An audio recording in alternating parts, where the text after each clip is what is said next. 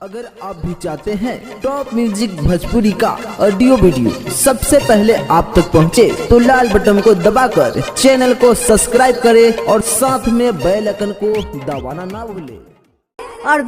दबाना ना भूलें।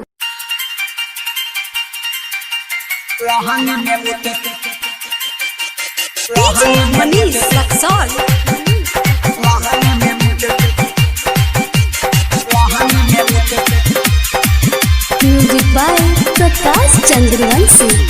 चढ़ली जवानी हमर को बहु ना लूटे, चढ़ी जबा दही मारे लगे हुते, जाके उ दूसरा दूरा सूते भतारा हमार लहंगे में मुते, सखी कहला था बेरी बेरी कूते भतारा हमार लहंगे में मुते।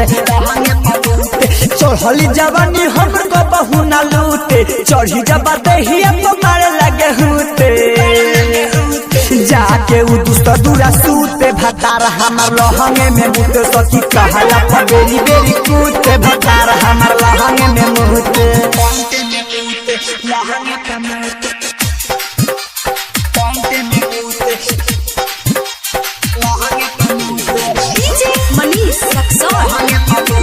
संगम रिकॉर्डिंग स्टूडियो साहिबगंज।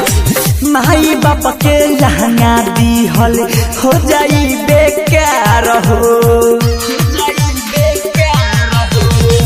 कहा जाने लोग कैसन खोज दी हल सभातार हो,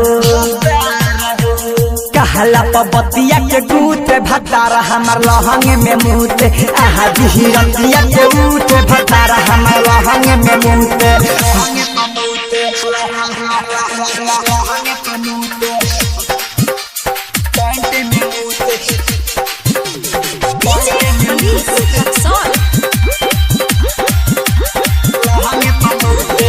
राजी भाई सोनोज के तना कही सखीला, राजा पर कसनी रहू से माजा नहीं मिला, कभो नहीं दिया पूते भतारा हमार लहंगे में मुते, कहला बता खाली गूते भतारा हमार लहंगे में मुते। Contact number 73526764।